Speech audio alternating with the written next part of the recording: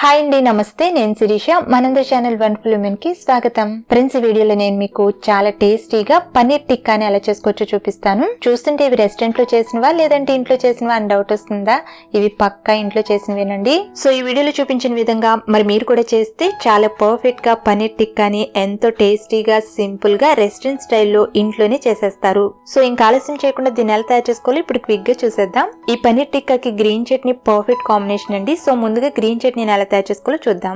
ముందుగా ఒక blending jar తీసుకుని ఇందులోకి 1 టేబుల్ స్పూన్ వరకు వేయించి పొట్టు తీసుకుని పల్లీలు వేసుకోండి. తర్వాత 1/2 కప్పు పుదీనా, 1/2 కప్పు కొత్తిమీర, 2 పచ్చిమిర్చి,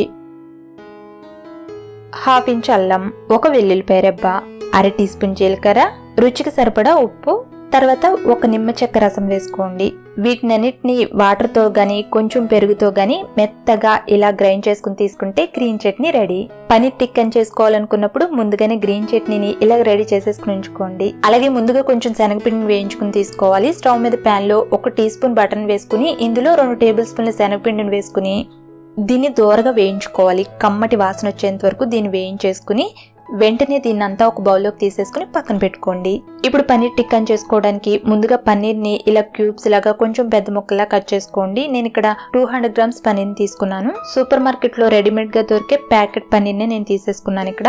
అలాగే దీంతో పాటు కొన్ని క్యాప్సికమ్ ని, ఉల్లిపాయల్ని, పన్నీర్ ని ఏ సైజ్ లో అయితే కట్ చేసుకున్నారో అదే సైజ్ లో ఇలా పెటల్స్ లాగా కట్ చేసేసుకుని ఉంచుకోండి. మీరు వీటితో పాటు కొన్ని టమాటాలను కూడా ముక్కలుగా కట్ చేసుకుని తీసుకోవచ్చు. అయితే హైబ్రిడ్ టమాటాలు గట్టిగా ఉన్నవి తీసుకోండి. ఇప్పుడు వీటిని మ్యారినేట్ చేసుకోవాలి. దీనికోసం ఒక మిక్సింగ్ బౌల్ తీసుకుని ఇందులోకి 1/2 కప్పు థిక్ పెరుగుని తీసుకోండి. థిక్ పెరుగు అంటే ఏంటంటే పెరుగులో ఉన్న వాటర్ అంతా తీసేసి తీసుకోవాలి. ఒక క్లాత్ లోకి పెరుగుని తీసుకుని దాంట్లో ఉన్న వాటర్ అంతా బాగా పిండేసి దాని మీద వెయిట్ పెట్టి ఒక 2 గంటలు పక్కన పెట్టేస్తే దాంట్లో ఉన్న వాటర్ అంతా బయటకు వచ్చేస్తుంది. ఈ విధంగా వాటర్ మొత్తాన్ని తీసేసుకున్న పెరుగునే తీసుకోవాలి. తర్వాత ఇందులో వేయించుకున్న 2 టేబుల్ స్పూన్ల శనగపిండి, 1 టేబుల్ స్పూన్ అల్లం వెల్లుల్లి పేస్ట్, 1/2 టీ స్పూన్ వామ్ ని చేత్తో ఇలా నలిపి వేసుకోండి. ఫ్లేవర్ చాలా బాగుంటుంది. తర్వాత 1/2 టీ స్పూన్ పసుపు, 2 టీ స్పూన్ల కాశ్మీరీ కారం, 1 టీ స్పూన్ ధనియాల పొడి, 1/2 టీ స్పూన్ జీలకర్ర పొడి, 1 teaspoon garam masala, 1 teaspoon మిరియాల పొడి, 1/2 teaspoon chaat masala, 1 teaspoon కసూరి మెతిని ఇలా చేత్తో క్రష్ చేస్తూ వేసుకోండి. నెక్స్ట్ 1 టీ స్పూన్ కొత్తిమీర తరుగు, 1 టీ స్పూన్ నిమ్మరసం, రుచికి సరిపడా లేదా 1 టీ స్పూన్ ఉప్పు, అలాగే 1.5 టేబుల్ స్పూన్ మస్టర్డ్ ఆయిల్ వేసుకోండి. మామూలు కుకింగ్ ఆయిల్ అయినా వేసుకోవచ్చు, కానీ మస్టర్డ్ ఆయిల్ పనీర్ టిక్కాకి మంచి టేస్ట్ ఇస్తుంది. ఇప్పుడు ఇవన్నీ కలిసేటట్టు విస్కర్ తో బాగా కలిపేసుకోండి. మనకి పనీర్ టిక్కా రెస్టారెంట్ లో లాగా మంచి కలర్ రావాలంటే కొంచెం రెడ్ ఫుడ్ కలర్ యాడ్ చేయాల్సిందే. ఫుడ్ కలర్ హెల్త్ కి అంత మంచిది కాదు. ఓకే, లుక్ వైజ్ పర్వాలేదు అనుకుంటే ఇది ఒకటి అవాయిడ్ చేయండి. ఇలా అన్ని కలిసేటట్టు కలిపేసుకోవాలి. మసాలా పేస్ట్ అనేది ఇలా కొంచెం గట్టిగానే ఉండాలి. పల్చగా ఉంటే మసాలా పేస్ట్ అనేది మనకు అసలు ముక్కలకి సరిగ్గా పట్టదు. ఇందులో ఇప్పుడు కట్ చేసుకున్న ఉల్లిపాయ ముక్కలు, కట్ చేసుకున్న క్యాప్సికమ్ ముక్కలు వేసుకుని ఈ మసాలా పేస్ట్ అంతా కూడా ఫస్ట్ వీటికి పట్టేటట్లు కలుపుకోవాలి. తర్వాత ఇందులో కట్ చేసి పెట్టుకున్న పనీర్ ముక్కలను వేసుకుని కలుపుకోండి. అన్ని ఒకేసారి వేసేసి కలుపుకుంటే పనీర్ చాలా సాఫ్ట్ గా ఉంటుంది, తునిగిపోతుంది. సో జాగ్రత్తగా కలుపుకోండి. ఫ్రెష్ పన్నీర్ అయితే డైరెక్ట్ గా ఇలా ముక్కల్ని వేసేసుకోవచ్చు. లేదంటే కొంచెం నిల్వ ఉన్న పన్నీర్ అయితే కొంచెం సేపు వేడి నీళ్ళలో నానబెట్టి తీసుకోండి. అప్పుడే మసాలా పేస్ట్ పనీర్ ముక్కలకి బాగా పడుతుంది. ఇలా ముక్కలన్నిటికీ మసాలా పేస్ట్ బాగా పట్టించిన తర్వాత ఈ బౌల్ ని ఫ్రిడ్జ్ లో పెట్టుకుని ఒక 2 గంటల పాటు దీన్ని మ్యారినేట్ చేసుకోవాలి.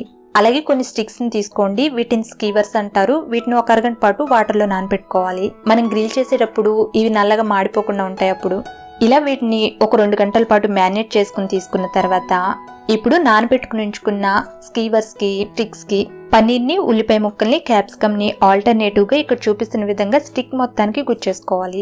ఇలా అన్నిటిని కూడా రెడీ చేసేసుకున్న తర్వాత వీటిని మనం స్టవ్ మీద కాల్ చేసుకోవచ్చు. గ్రిల్లర్ ప్యాన్స్ అని దొరుకుతాయి. దాని మీద కొంచెం ఆయిల్ వేసి అన్ని వైపులా తిప్పుకుంటూ వీటిని ఫ్రై చేసేసుకున్న తర్వాత లాస్ట్ ని డైరెక్ట్ మంట మీద స్టిక్ ని పట్టుకుని కొంచెం కాల్చి తీసుకుంటే పనీర్ టిక్కా రెడీ అయిపోతుంది. బట్ నేను ఇక్కడ మీకు వీటిని ప్యాన్ మీద కాకుండా ఓటీజీలో గ్రిల్ చేసి చూపిస్తాను. అయితే వీటిని మనం ఓటీజీలో గ్రిల్ చేసుకోవాలంటే ఫస్ట్ ఓటీజీని ప్రీ హీట్ చేసుకోవాలి. పవర్ ఆన్ చేసిన తర్వాత 200 డిగ్రీస్ హీట్ ని పెట్టుకుని up and down both rods option select చేసుకుని 10 నిమిషాల పాటు ప్రీ హీట్ చేసుకోవాలి. ప్రీ హీట్ అయిన తర్వాత గ్రిల్ స్టాండ్ మీద ఈ విధంగా రెడీ చేసుకున్న తందూరి స్టిక్స్ ని పెట్టేసుకుని ఈ గ్రిల్ స్టాండ్ ని మిడిల్ లో పెట్టుకోండి. ఇప్పుడు వీటిని 20 నిమిషాలు టైం సెట్ చేసుకుని ఫస్ట్ వీటిని 15 నిమిషాలు బేక్ చేసుకోవాలి.